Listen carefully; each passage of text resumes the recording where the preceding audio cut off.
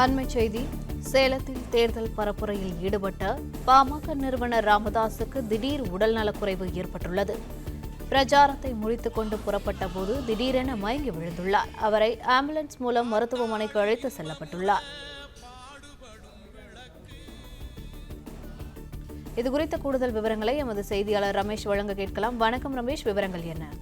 வணக்கம். சேலம் மேற்கு சட்டமன்ற தொகுதியில் தற்போது அருள் எம்எல்ஏ பாமக சார்பில் போட்டியிட்டு இருந்தார். தற்போது இவர் மீண்டும் ராமதாஸ் அணி சார்பில் போட்டியிடுகிறார். இதற்காக பிரச்சாரம் செய்ய டாக்டர் ராமதாஸ் இன்று இரவு பள்ளப்பட்டி பகுதிக்கு வந்தார். பின்னர் இங்கு நடந்த பொதுக்கூட்டத்தில் அவர் சிறப்புரை ஆற்றினார்.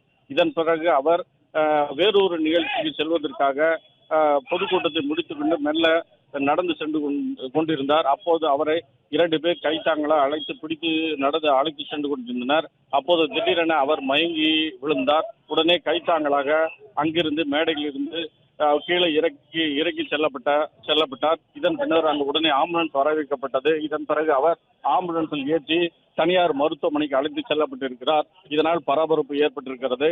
மருத்துவமனைக்கு தற்போது சென்று கொண்டிருக்கும் அவருக்கு தீவிர சிகிச்சை அளிக்க டாக்டர்கள் முயற்சி மேற்கொண்டிருப்பதாக தெரிகிறது.